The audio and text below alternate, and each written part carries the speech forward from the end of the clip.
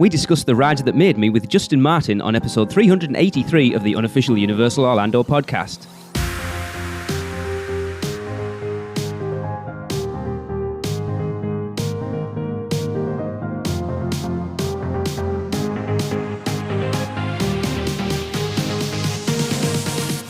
Hey everyone, it's Lee. I am here. I have benched Tracy, Darren and Chris. It is not just me, as you heard in the intro. I have a special guest, former Thinkwell and Universal Creative employee, Mr. Justin Martin. Hey Justin. How are you? Thanks for having me on. It is good to have you on again. I will say again, for those of you who don't know, you may remember Justin from back on episode 308. I can't believe it was that long ago. Yeah. Where we had you on to talk about your work on Volcano Bay. And as we have discussed offline, Justin, Tracy and I got to have a tour of Volcano Bay about 6 weeks ago, I think it was at this point. It seems like a lifetime ago. That park is stunning. Yeah, thank you. Yeah, I'm super proud of it. I've my whole bathroom is decked out in concept art and whatnot of Volcano Bay. It's my little homage to that park, having been able to work on it. But I'm so glad that you guys got over there to see it, and I thought it was a real nice place as well. Well, we've discussed, Tracy and I aren't really water park people. After coming out of that tour, Tracy was like, we need to come here for a proper day. Mm-hmm. Yeah, I think even on my, when I was on back on, you said 308, when I was put on the project, had the same thing of like, I'm not really a water park person. It's kind of a bummer that I'm going to work on a project that I don't care for water parks. And then I just became a water park person. My family begs me to go to that park every time we go to Orlando. We got to go to Volcano Bay. And I think it's not even the fact that that their son or brother worked on it. Just more that they love the atmosphere of the place. So it's absolutely a common thread. Yeah, it's absolutely gorgeous. I mean, Tracy's a budding photographer. She had a field day in there with her camera. She said she could have spent all day just taking pictures. And it is, I think we've talked about on the show before, it's such a small footprint that it was put in, yet when you are in there, it feels huge. Yeah. I think I was pretty impressed, having only been on that project on the Blue Sky concept phase, but kind of going in there after it had opened on its own, kind of just seeing like, wow, they really just killed it when it came to hiding. It was I-4 that's right next to the park, and obviously you have some issues with being up on the water towers, but that's the fact of life. Yes. But when you're sitting there with a margarita or a very fruity drink in hand, sitting on a lounge chair, the world just fades away. You're in Volcano Bay. It's that thing as well of being where they've crammed it in, that it affects the whole resort. So you see it from I-4, you can see it from the hotels. If you're staying in, I'm hoping at some point we can get one of those Cabana Bay, Volcano Bay view rooms, because those floor-to-ceiling windows looking out over Volcano Bay are just to die for. Yeah, we were actually, it was very fun. I was just down there last week for a work trip with my new company, and we were driving down I-4 towards the direction of Volcano Bay, and everybody in the car was like, "What is that?" And I was like, "We will have to go sometime, and I will show you." But it is, you can't. There aren't any superlatives that don't fit. It is absolutely gorgeous. Yeah, thank you. And the team that took it far further than I could have with the project. They deserve all the accolades for that, and but just happy to be a small little cog in that wheel that brought that park to life. Awesome, cool. Right, so going on to the rides that made me. If you haven't heard the earlier ones, I'm trying to think who I've had on at this point. We've had Adam Bizark, Julie Zimmerman, Andy DiGenova. I'm missing someone. Jason Sorrell. I think that's it. These guys are way too good for me. That is not true. You're all in good company. But if you haven't listened to them, seriously go back and listen to them. They are awesome. But the task that I gave them and Justin himself is to come up with the 3 attractions that have had the biggest impact on him as a person and also his career in theme parks, and discuss why it's not about the attractions, it's about why it's had such an impact on you as a person, Justin. Mm-hmm, do you have your 3? I think I do. I have 3 and then some, I think. Right. Well, I want to tease this out a little bit. So I want your 3rd one to be the one that's probably had the biggest impact on you, if that's absolutely possible. Awesome. Done and done. Cool. Right. Well, let's get on with it then. So what's your first one then, Justin? So number one, even though it's a Universal podcast, I'm going to That's jump fine. over to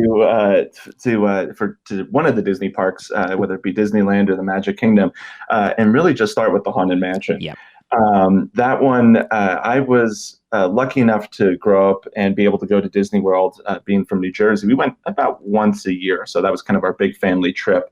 And it started when I was 3 or 4. And my mom always talks about that when I was about 5 or 6, I would come home and she'd ask, what was your favorite part of the trip? And I would say, I liked Winnie the Pooh, or I liked Pirates of the Caribbean or something. But it was that I just wanted to work for Disney. And at the time it was, I didn't know that was a thing you could do, and not working in the parks, but, designing everything that I saw.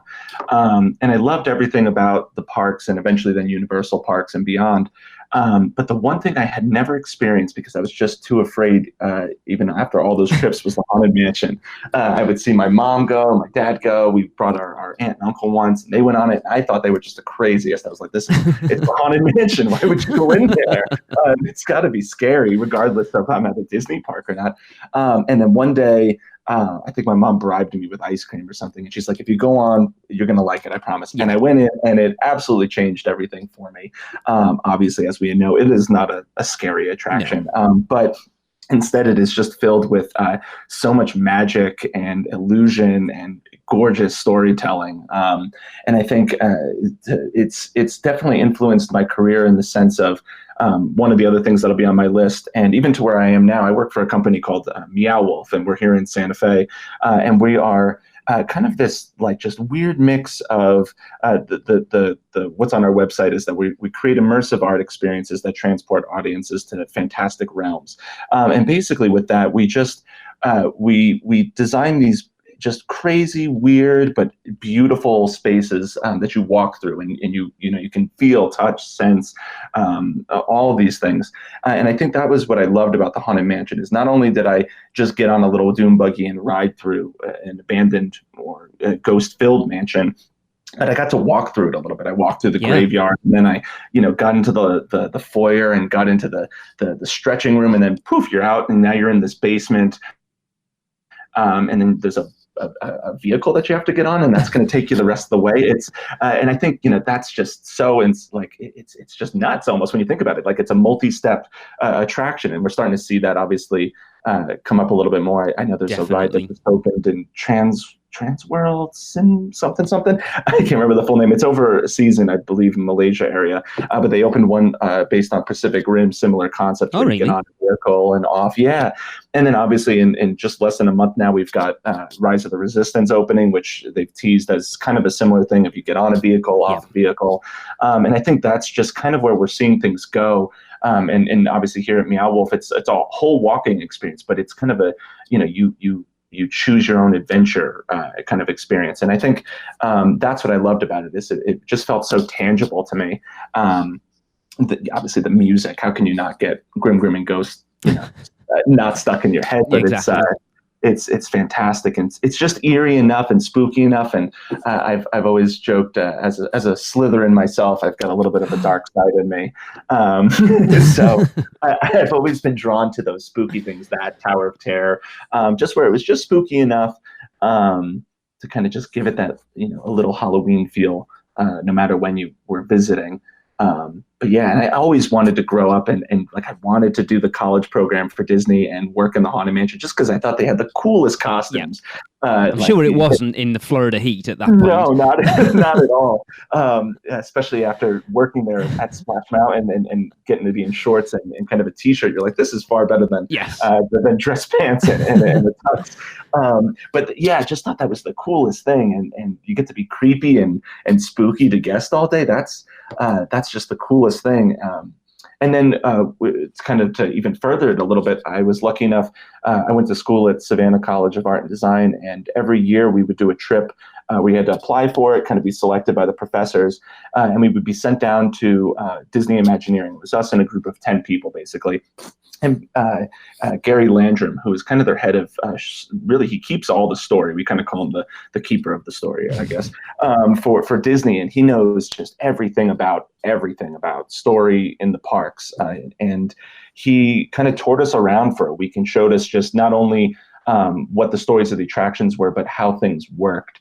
And one of the stops we got to make was we got to do a 4 a.m. tour of the Haunted Mansion with the lights on. We just walked through the whole thing and got to go down into the ballroom and just see how it all works. And that was just mind blowing. That these effects that are so simple, like Pepper's Ghost and one, are just stunning. And people walk out of that ride today. There are people coming off this ride right now as we record this podcast that do not know how half of those things are done. And that is just the magic of that ride. That and on top of that ride is 30, 40, 50 maybe years old. I think this year is its 50th anniversary. And it is still just like a consistent, 30 plus minute wait in any park around the world.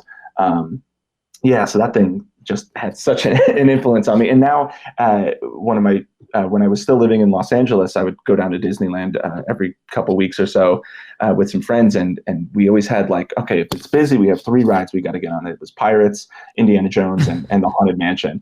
Because we were just those are the 3 perfect rides in this park.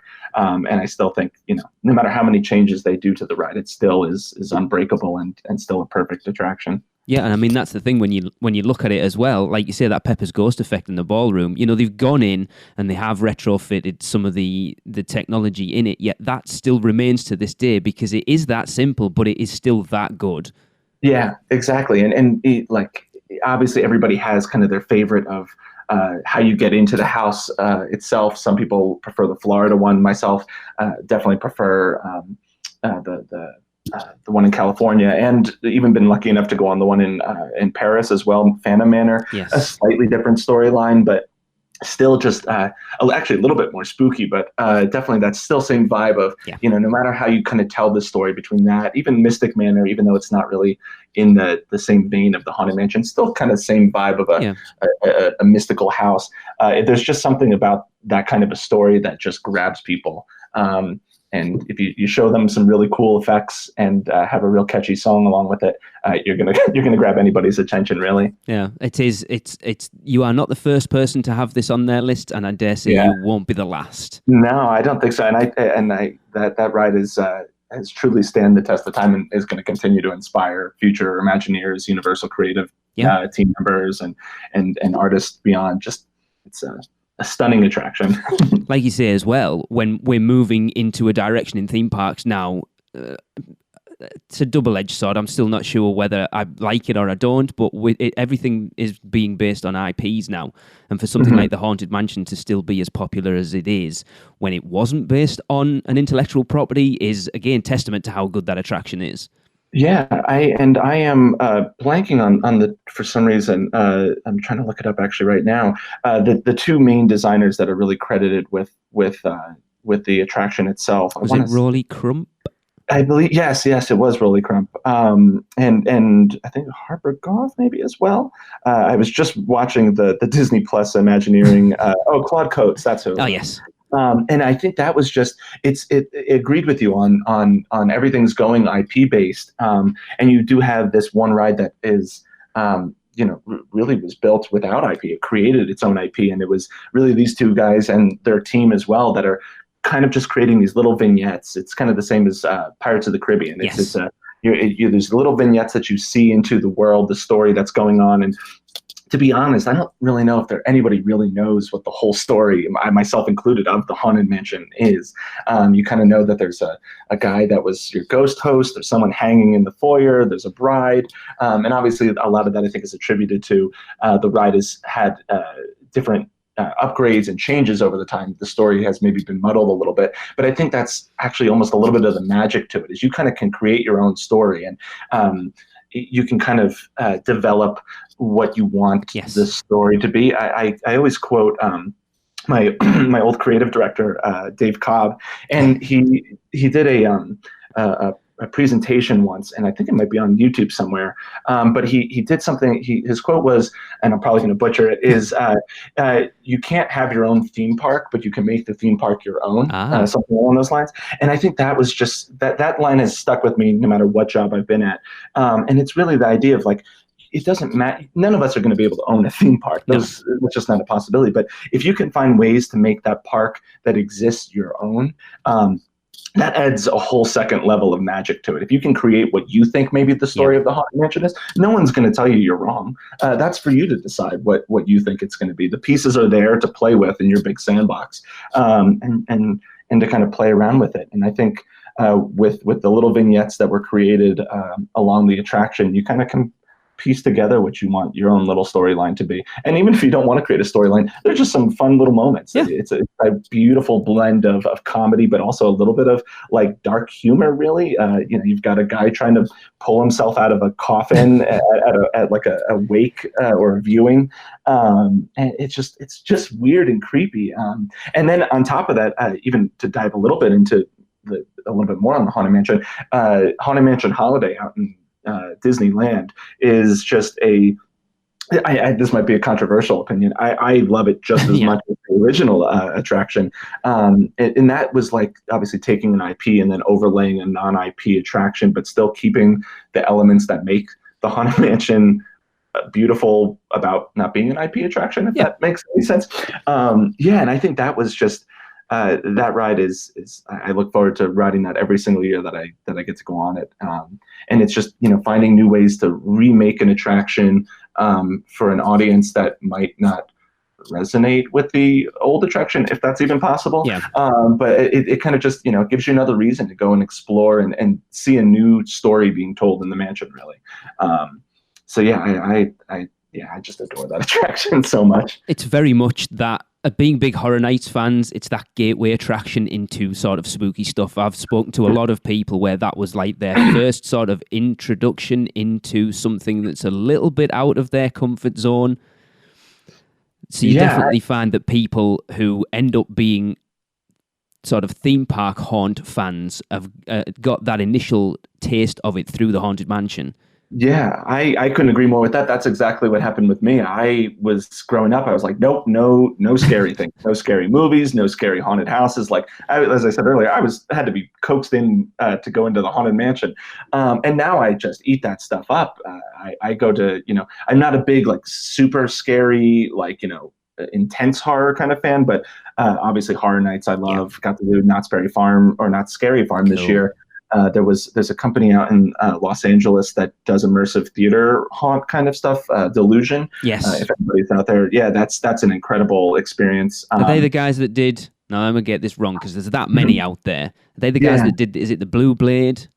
Yes. The last one I believe was the Blue Blade, and the one before was the first one I experienced, which was his Crimson Queen, and they basically just rent out abandoned mansion in Los Angeles every year, and they develop a story to take place through that mansion using just wire special effects and other effects as well. And it's all walk through. They can touch you. It's a little bit more intense than your typical Halloween Horror Nights, but at its core, it's a story-driven, spooky thing. And I think that's, Haunted Mansion. It all goes back to that. It's a spooky, story-based experience. Horror Nights, Sleep No More in in New York is another example of that. A beautiful walk through, kind of spooky, but not intense by any means. But I think it really just opened up that gateway door of spooky storytelling experiences.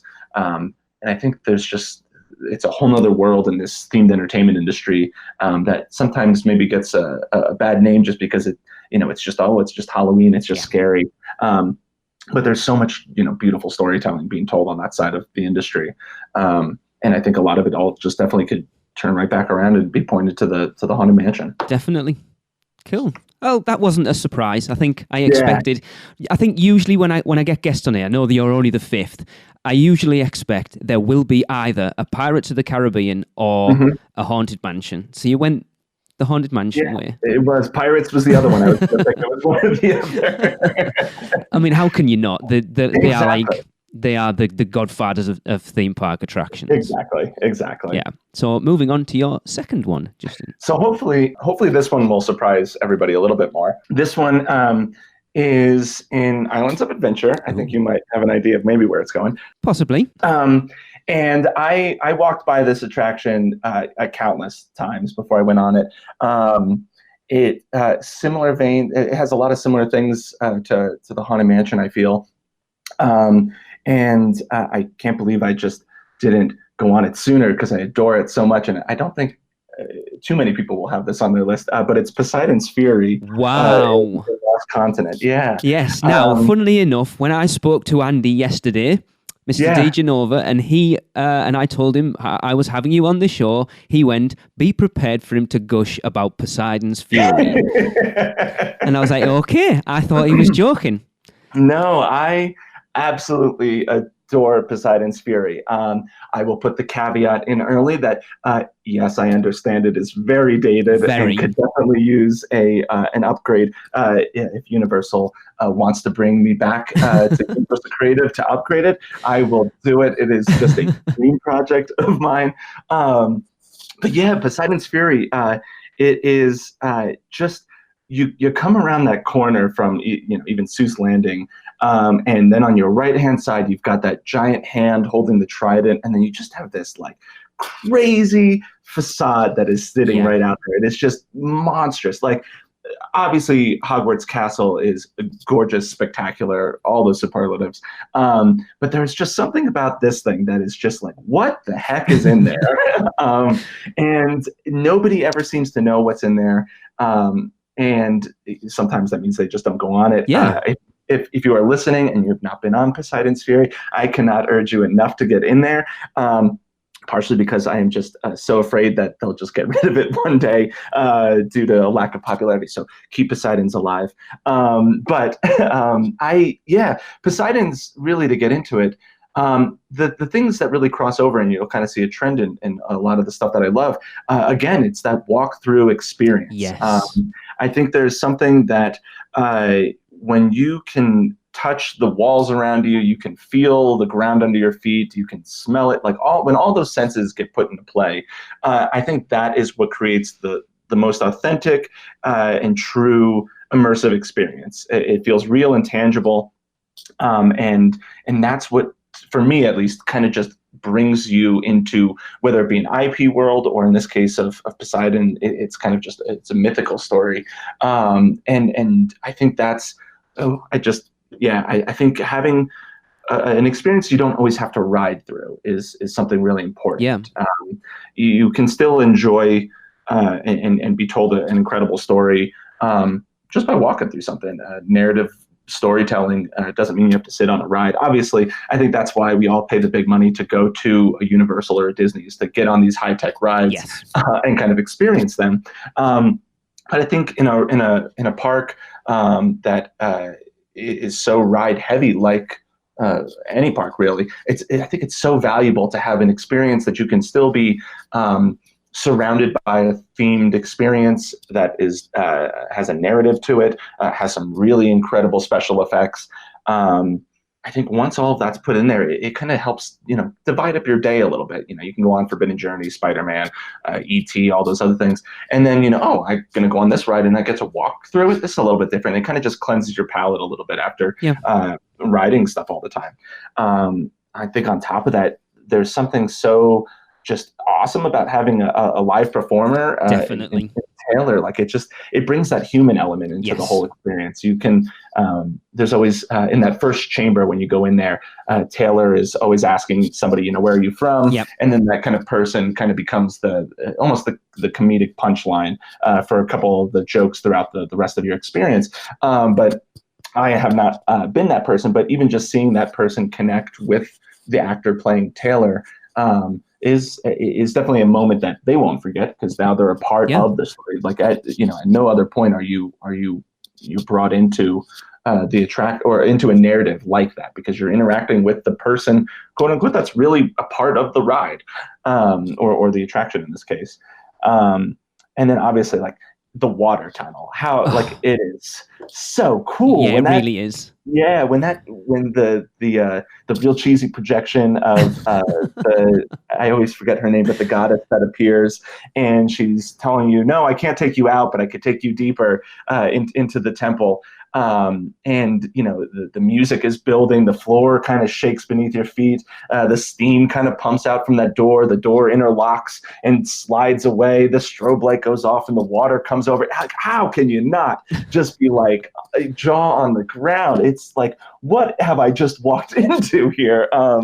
And you get to then like, oh, we're gonna walk through this thing, and you kind of get that little bit of mist as you're walking through. In my case, my glasses fog up halfway through, so I can't see. Yeah, Tracy's the same. Yeah. And then obviously, like, the water tunnel is cool, but you haven't seen the final room there, where, spoiler alert, the flash goes off and the walls just raise up around you. Yeah, and you're just now all of a sudden you're like, wait a minute, I was in one room, now I'm in another room. And then the whole that whole finale scene takes place, and then the lights go off again, and then you're back to where you started. Like, it is just the effects that are pulled off in there are spectacular. Again, would love to see some of the dialogue upgraded and not as cheesy, and some of the projections. I think, but I think at its bare bones, I think it's a real spectacular attraction, and that can I'm very hyped, if you can't tell, for Rise of the Resistance out at Disney, just because I think that attraction is at some point going to be on many people's list of their top 3 as well, just because of what that ride is going to do. Hopefully. And I think, again, hopefully, exactly. And I think that's kind of what this ride, you can look again to this ride. Scott Trowbridge worked on Islands of Adventure. There is no doubt that guy, as brilliant as he is, did not look to a ride like this or an experience like this when developing what the Rise of the Resistance was going to be. It's again that tangible. You get to walk through, supposedly the hangar bay of a Star Destroyer, and okay, so I'm going to get to feel what does that feel like? I've only seen it on the big screen, and what does it smell like, and all that other stuff. I think, and on top of that, I never got to experience it, and this could definitely be on many people's top 3 list, is the Star Trek experience in Las Vegas. Okay. And I don't know a ton about it. I've seen a few videos about it, but similar kind of experience where you were walking on and I'm also not much of a Star Trek person, so I don't know a ton about it, but you really walk through the hangars and the bridge of, is it the Enterprise? Yes. You walk through that, and you were in on the bridge, and you got to sit in the captain's chair. And then, if I remember correctly, things obviously, as any attraction, goes wrong, and then you kind of have to get your way off the ship, more or less. And it was just, I never got to experience it myself, other than seeing it on YouTube. And I believe actually Dave Cobb always talked about it, and he might have even worked on it. I'm not entirely sure.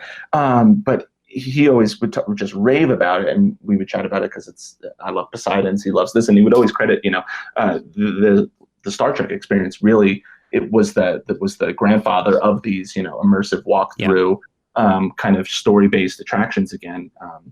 And I think that's just, the more we get of that, where I think if we can get these real high-end attractions where it's a mix of being on a moving vehicle of some kind and also being able to walk through it, I think it just, again, there's, to me, nothing more immersive than something like that. Yeah.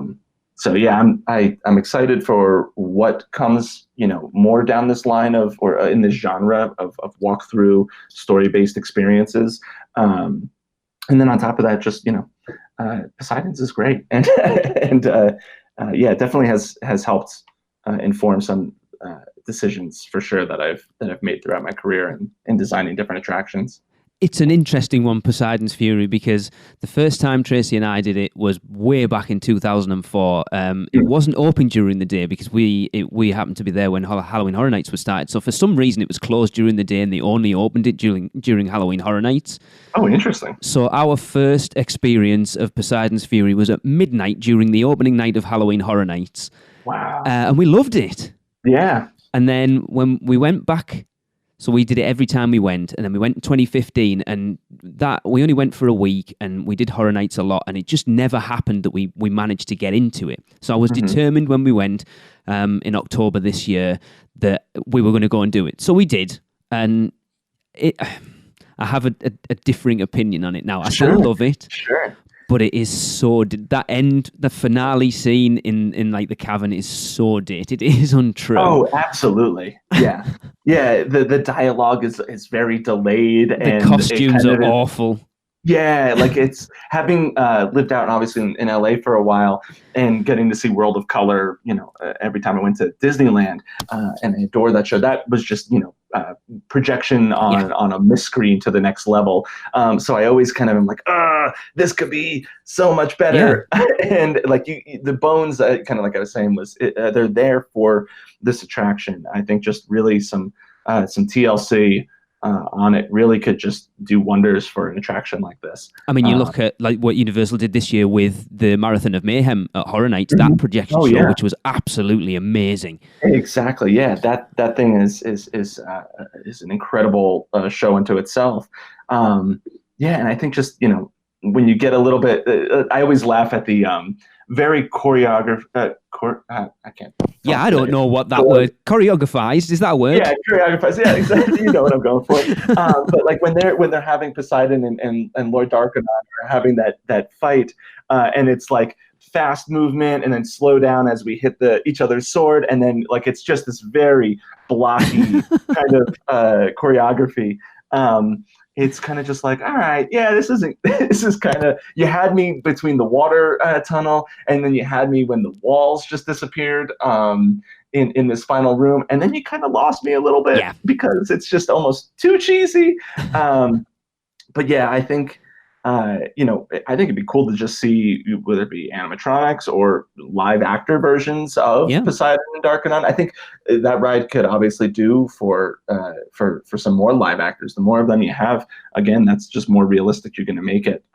Or you also could make a storyline that doesn't involve a good guy and a bad guy, even to an extent. You could rework that whole story again, kind of similar to, in my head, I go to like a Mystic Manor, as I kind of was talking about before.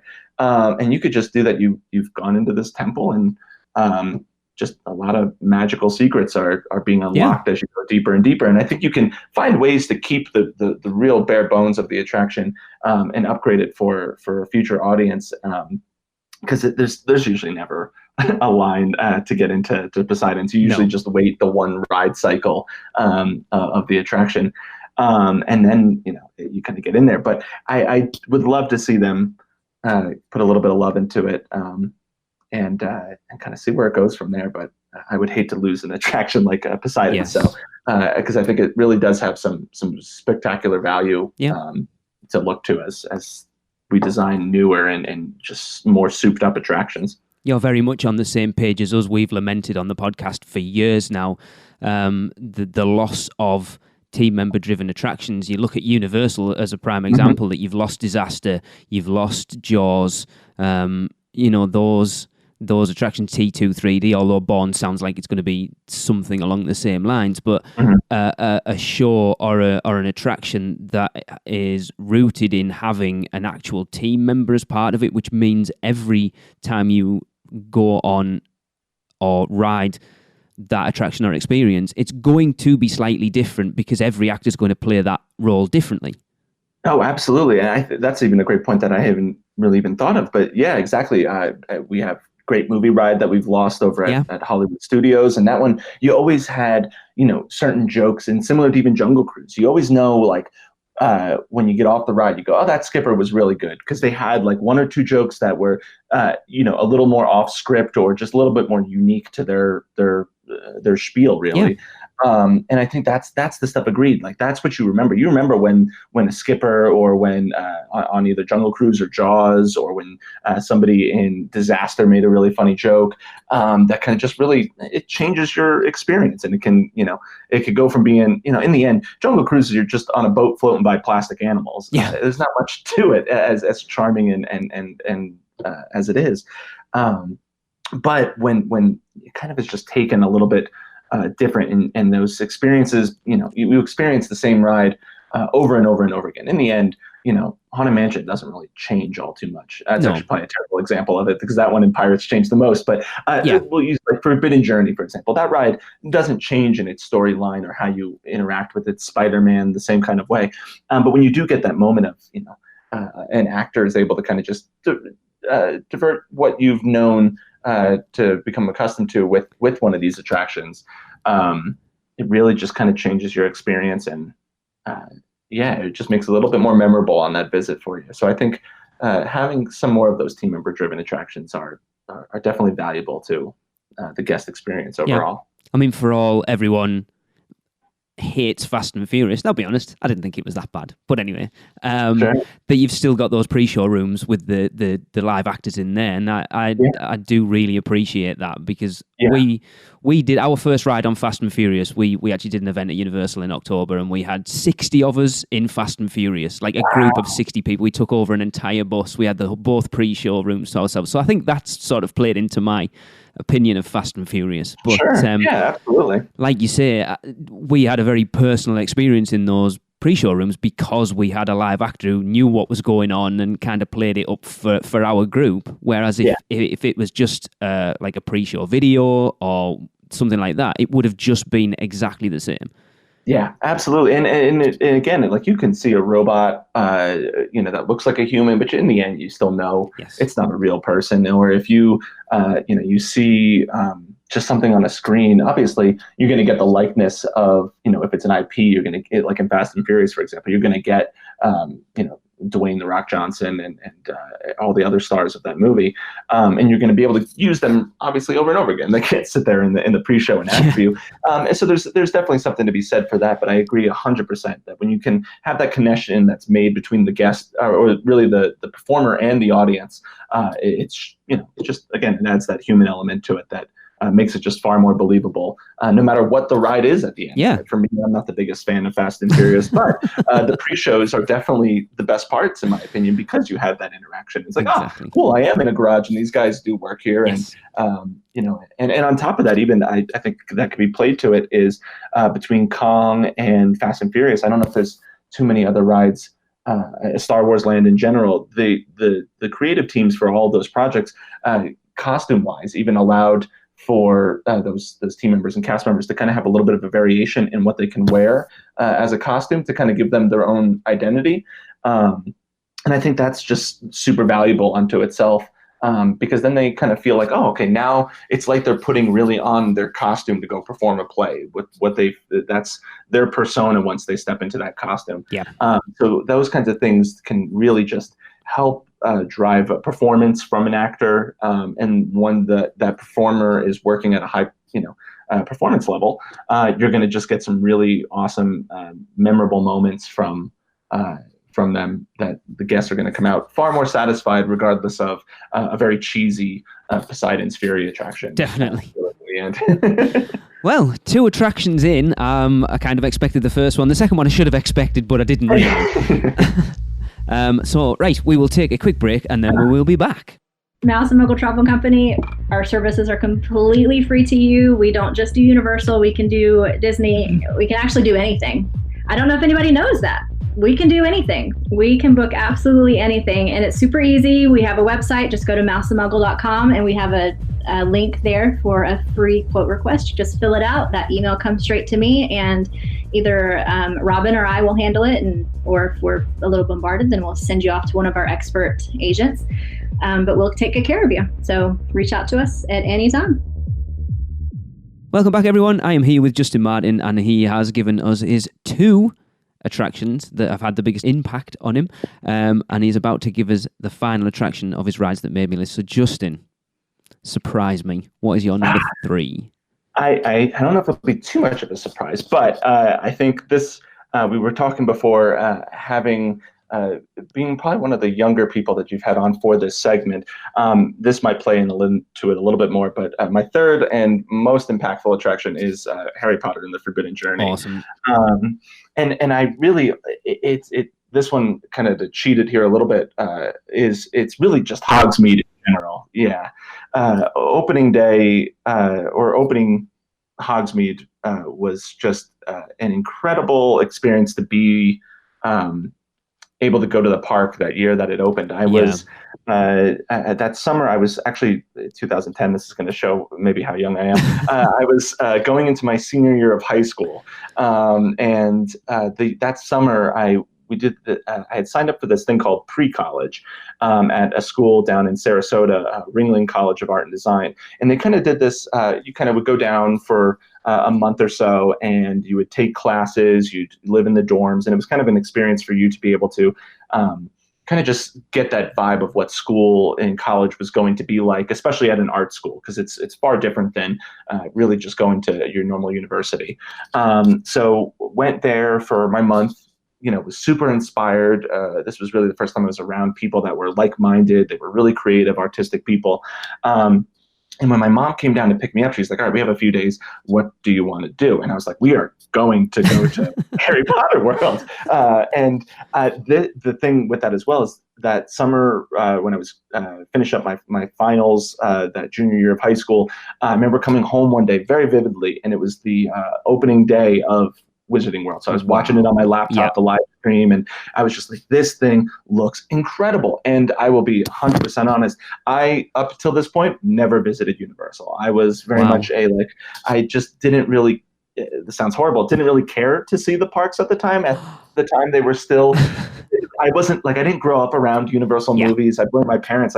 I had to show myself Jaws and E.T. and all these things. They just were like, hey, here's a Disney movie, let's pop it in. And kind of go from there. But when this thing opened, I was like, we are going. And it changed not only my outlook on attractions as a designer, but as just a fan of theme parks, because ever since then, I adore Universal now. Obviously, I've worked for them twice on both coasts, actually. And I just love their parks, their experiences that they provide. And that day was just spectacular, walking into that land. When you go through that arch and the Hogwarts Express is sitting there on your right. Obviously, this is pre-Diagon Alley and the Hogwarts attraction. So yeah, that just, oh my gosh, it was stunning. I remember it was the most packed themed land I've ever been in my life. We got there when they were still doing the timed ticket entry. So I had to get a ticket and then come back a few hours later to get in. And knowing I was only going to be there one day, I was just terrified Forbidden Journey wasn't going to work. I had no idea what was in there, but I was just like, whatever it is, please don't break down. I need to get on this ride. And, obviously having butterbeer for the first time and all of these things, it really, again, when I was down there last week with our work people, they are not very much theme park people. They really hadn't been in any theme parks. This was their first time. And we went into Hogsmeade, and the one thing they were blown away, just as anybody really would be. But the thing I kept kind of telling them was that this land changed theme parks forever. Yeah. It is the reason we have gotten, a Pandora, Star Wars Land, Cars Land, Diagon Alley. All of those things came from the creation of Hogsmeade. It was really a Hail Mary on Universal's part to kind of, jumpstart the parks again. And once they got the rights, they built an incredible land that connected with just so many people, really of all ages. I was going to say my age, but having grown up with the movies, but to be frank, everybody loves. I am a huge Harry Potter fan, so it's my second home. Absolutely, and for myself, I read the first couple books, and then I've seen the movies countless times. I enjoy the IP. It's not my favorite. Star Wars is my one true love. But with that, it made me just go oh my gosh, I didn't realize how much I loved these stories of J.K. Rowling's books. And I think that was, it just Ollivander's going in there, and that whole, again, it comes back to a live actor with me, having, that experience that actually, I'll tell a quick story in a second, but having that experience was, just incredible of having, you got to do something that you saw Harry Potter do in the movies. And just actually last week, I had the most incredible magical moment. So if anybody from Universal is listening, I don't remember the team member, but someone in Ollivander's on the Diagon Alley side just made the most incredible experience for us. I was there with 3 or 4 of my coworkers. We went into Ollivander's. The whole show happened. None of us were picked. But as we were walking out, the wand keeper stopped me and my 3 coworkers, and he closed the door, and then he performed a abbreviated version of the show just for the 3 of us. And it was the most magical thing I've ever experienced in my life. Awesome. Like, it was just, it was, he did the whole thing of, I was waiting for you guys to come in today. And, I missed you because you were standing in the back in the shadows. And it was just like this, oh my gosh, like, we were singled out to have this incredible experience, that we just saw happen in front of us, but like, it made you feel special. Like, oh, I know you're here, and I know that you guys are just as powerful wizards and witches as well. And you need to get your wand to go off to school with. And it was just the coolest moment. And I think those things are just so memorable. And those things are only done in a place like the Wizarding World. Justin, you can tell you are so much like me. Because we're supposed to be talking about Forbidden Journey at this point, and you're gushing about the whole land. Yeah, it's hard not to when you talk about that land. It's just it's perfection. Yeah, honestly. It really is. There's it's that beautiful blend of, it is still a theme park land, so you do get things like Flight of the Hippogriff, where obviously you see the track, so it's not hiding that it's a theme park ride. Same way with Hagrid's, but then you also get just like the most mind-blowing attraction in Forbidden Journey. And when you walk up to that castle, you come around that corner, and then you get just that stunning reveal of the castle sitting there. You kind of get a little bit of a taste of it when you're walking down the main road of Hogsmeade. You kind of see the peaks of the tops of the castle, and you're like, all right, I know it's back there, and I'm going to make it there eventually. And I know Scott Trowbridge talks all the time about how really the footprint of that land is not very big. No. But by adding that curve and the bend in the land itself, it kind of extends the layout of the street itself, and then it gives you just that real jaw-dropping moment of, dang, there is Hogwarts Castle. Yeah, it's funny actually. If we go back to Volcano Bay, it's very similar. Oh, absolutely, yeah, and those are always in mind. That comes back to, similar to a lot of things, go back to the Haunted Mansion and its design. Walt always talked about, you create the weenie at the end of the street, and that's what's going to draw your guests down. And that's really what this is. You kind of give, that the castle, whether it be in Magic Kingdom or here in Hogsmeade, is at the end of the street, but you kind of have to explore a little bit to kind of go find it. Even to the extent of, I didn't tell my coworkers how to get into Diagon Alley, and we walked by it 3 times. I knew obviously how to get into it. They had no clue, and it was just the funniest thing watching them. Like, where is this? And I was like, yeah, it's such a perfect experience that you build a incredibly immersive land, and then you hide it behind a wall, or you build Hogwarts Castle, but you make people kind of have to explore and find it a little bit. It just adds that sense of adventure, and it kind of, again, pushes, live your adventure as a student going to Hogwarts. But yeah, getting into the attraction itself, finally, when you get into there, you walk up to the boars, and it's like, it's a friendly place. It's a place that you're welcome to, but also stuff's gone down in Hogwarts.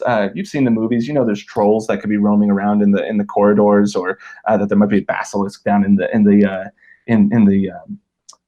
basement of the castle. And even the boars are a little intimidating. Yeah. Like the powerful kind of sculptures, and you feel the weight of them, and you're like, all right, I'm gonna go in. I'm a little spooked, but I'm going to go in regardless.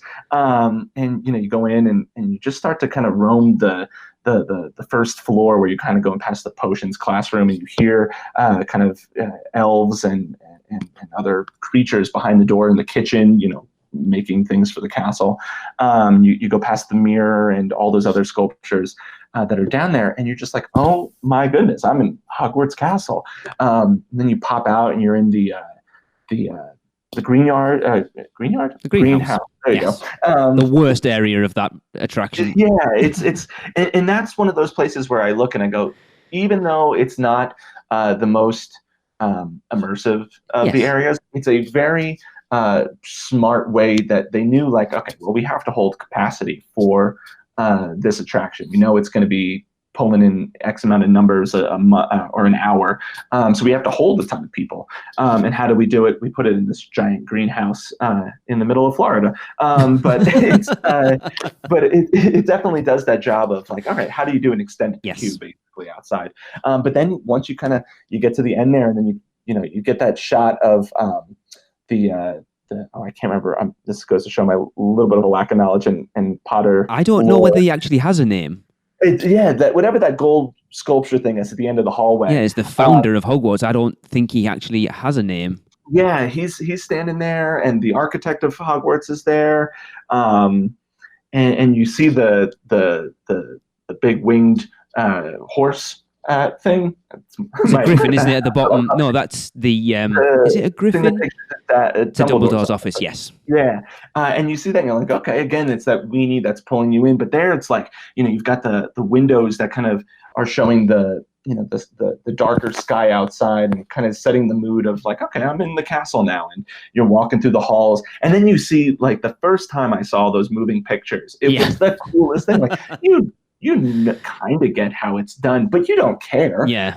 It's again one of those things of like, that thing is talking to me. It's plain. It's exactly what you would expect it would look like if you were a student in Hogwarts. And then I think that was really one of the first times too that we got just a lot of the Musion technology between Dumbledore and then the trio in the Defense Against the Dark Arts classroom. I think it's faded a little bit over time, but I remember just looking at that being like, is that Daniel Radcliffe and Emma Watson? Are they like, it just was so believable, and you add a little bit of those practical effects, especially in the Defense Against the Dark Arts classroom, where the door opens and you kind of hear them walking, and then the door closes. It just adds a little bit more of that believability when it snows or the thunder happens. I guess where to kind of segue into that is, this was also one of the first times really like an immersive queue became a thing in in the fan base and even in designers' dictionary. We got very immersive queues and things like Indiana Jones and Disneyland, and sure, those were fantastic in their own right, but this hit on a whole nother level of like this. The attraction itself, there's a reason why they have the walkthrough tour of the castle that you don't even have to ride the ride. Yeah, they don't anymore, unfortunately. Oh, they don't? No. They took the castle tour line out once they added Express. Oh, well, now that makes me very sad. I know. That's how the first time we ever did Forbidden Journey, we did the castle tour line, and it was amazing. Oh, no. Okay. Well, when they did the castle tour, but at the same time, it allowed that experience of like, I just want to see and kind of just walk through the halls of Hogwarts. And I guess you could technically still do your own castle tour. You just hit the exit before you get on the attraction itself. But yeah, I think there's like, it's something to be said. And obviously that's inspired. I think one of the most spectacular queues is the Flight of Passage queue at Pandora. And in that sense, that's a storytelling that's, being told from start to finish of how the research base got created in the mountains of Pandora. It kind of shows you a little bit of the damage that was done by the old mining company that was there, and so on. And there's just a linear story that like the queues now are becoming attractions unto themselves. Yes. You can now hang out on the Millennium Falcon before you get on the ride. That's like, a dream come true for Star Wars fans, and that's the equivalent really of being in Hogwarts Castle. It's that like, just iconic thing you've seen for years on the big screen or read in books, and now it's real, and it's everything you wanted it to be. And that's that queue is just spectacular. And obviously you have animatronic in the Sorting Hat giving you the safety spiel, which is perfect. Yeah, it really is. And then really, like, you get to the meat of the attraction. Like, you're going to get on a robotic arm. And if I remember correctly, I don't really think there was an attraction that used the KUKA technology prior to this. No, I think if I remember rightly, when Forbidden Journey was created, they had the sole rights to use the KUKA arm. I believe so. And I think that's what was like, okay, I don't even know what this thing is. I didn't know the intensity level of it. I brought my mom on it, not knowing that she doesn't do well with those things. Oh, no. very apologetic to her afterwards, but she loved it, just for what it was. But I don't think she's rid it since, since opening day. But yeah, like, you know, you're going to get on this really crazy robotic arm, and it's going to make you feel like you're flying unlike anything has made you feel like you were flying before. And you're going to get thrown in the face of dragons and spiders and a whomping willow. And you have those transitions between the carousel of screens in and out of screen technology and the scenic elements in front of you. It's this blend of the two technologies just so seamlessly. One of my honorable mentions, and I had it on the list, honestly, until about 5 minutes before we recorded, which was Spider-Man. That is undoubtedly also another impactful attraction, but it's that same thing of here's something happening on a screen, and then, you know, we're going to pull out of it, and then boom, here's a blast of fire that is just really making this feel real. It's not that I'm just watching a movie screen as I'm in a vehicle that's shaking me around. Like this is tangible again. And I think that's just what makes that ride so special. Is it's not just me floating on a broomstick or a floating bench, I should say, around the castle, and then being thrown into one, scene to another, just from screen to screen to screen, similar, to something like Gringotts. And I adore Gringotts. I think that's a fantastic ride, with obviously flaws. Yes. But it definitely, I think, has some just really awesome stuff. Again, a brilliant queue.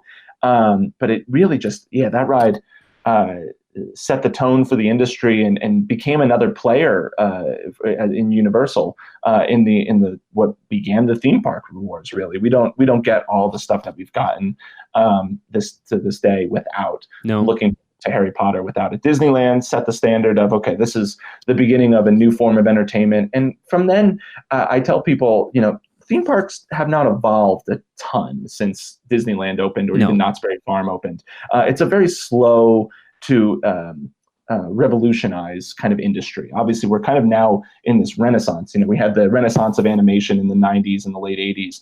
We're by all means in the middle of the renaissance of theme park design right now.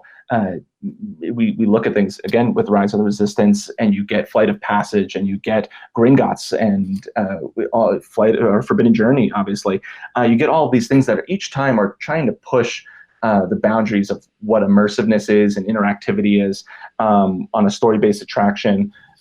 It just continues to push, and we haven't, I don't think, seen an advancement in the industry like we have in the last 9 years, basically. No.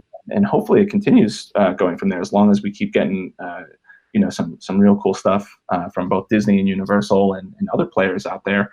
As we continue to advance the industry, like Forbidden Journey and like all the other lands out there have done in the past, I think we're just at the very beginning of what we can do, because these companies are not going to stop until as long as people keep showing up and paying the ticket price.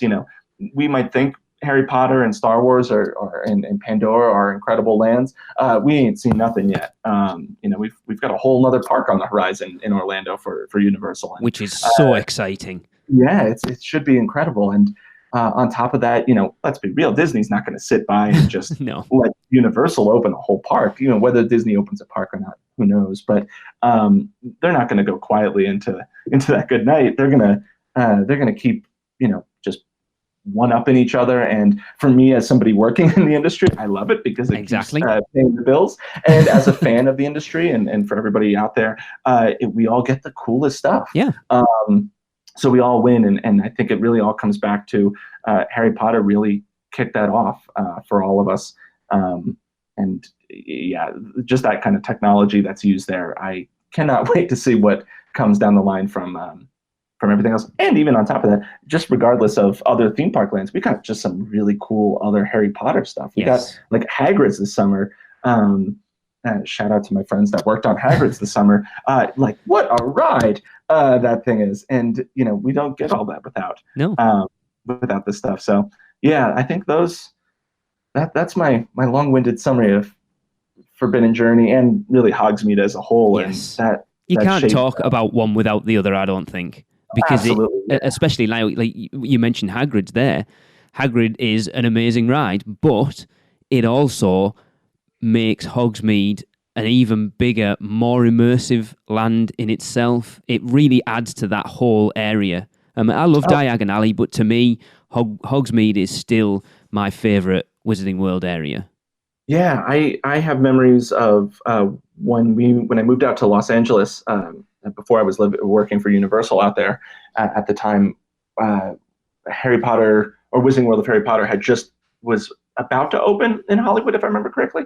And myself and a few friends that were out there, we bought annual passes, and we were there every day the weekend that it soft opened, and we just plopped a little spot in the little back patio outside of Three Broomsticks. Yep. And we would just, no one was at that time. Universal Hollywood was a little slow still, but then this, put them on the map to be a player in the industry. But it just was there's something so peaceful of just sitting back there with a beer or a hot or a butter beer of some sort, and you're just sitting out there and you're just taking in that view of Hogwarts Castle, and it's just it transports you to just a whole nother world.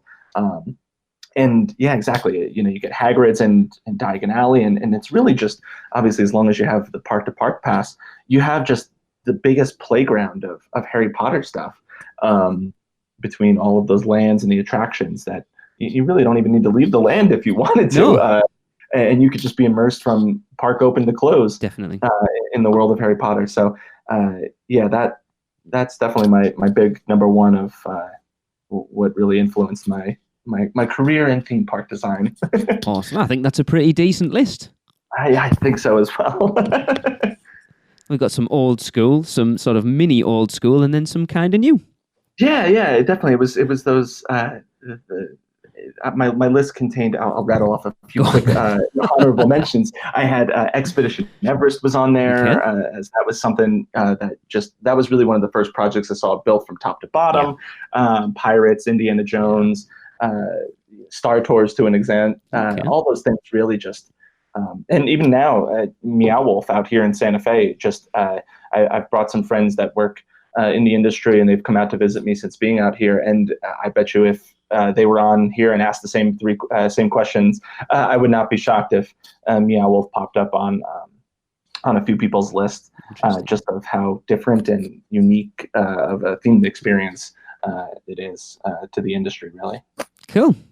Well, Justin, it's been an honor to speak to you. It's been really interesting. I love talking theme parks anyway, and it gets to step out of our comfort zone a little bit to talk about Disney a little bit. We don't mind it too much. Yeah, exactly. Yeah, it's a nice little healthy blend. But as you can see, as much as I do love the Disney parks, the Universal ones seem to have a little bit more of an impact on me and how I've done some stuff. But thank you again for having me on. I love talking about theme parks any time of the day. It is, I eat, sleep, drink, and all the above it. But yeah, no, thank you again for having me on. I think anybody who listened to you gushing about Hogsmeade will know how much you enjoy talking about theme parks. I hope so. My kindred spirit. Justin, it's been awesome. If you want to plug anything to our listeners, where they can follow you or catch up on what you're currently working on, please do so. Sure. I am currently art director for a brand new exhibit experience immersive thing out in Denver for our company Meow Wolf. It'll be opening sometime soon. So keep an eye out on that. And if you want to follow along in my theme park nerdiness, you can find me at, I believe it's Justin_Martin23 on Twitter. And I'm usually on there and pretty active. And I always tell people as well, people that might be listening that are interested in getting into the industry of any sorts, feel free to reach out in any way. I'd be more than happy to chat. And thank you again for having me on. Awesome. Cool. Right, well, that's going to wrap up another podcast. We will, of course, wrap up the show with another Universal Is, and this one comes from Adriana Ramon. And if you want to be involved, please send us your thoughts on what Universal is in 3 words or less to podcast@uuopodcast.com, and we will share them on the show. And Adriana says, Universal is my honeymoon destination. Cut, print, that's a wrap for another episode of the unofficial Universal Orlando podcast. Never miss a show by subscribing on Apple Podcasts and leave us a rating and review while you're there. Not an Apple user? You can listen on Stitcher, Spotify, YouTube, iHeartRadio, or your podcatcher of choice. Email us any questions or comments to podcast@uuopodcast.com. Follow us on Facebook, Twitter, Google+, YouTube, Instagram, and Pinterest. Just search UUO Podcast. Keep up with the latest news, rumors, and updates on our blog at uuopodcast.com. Thanks for listening. See you next week.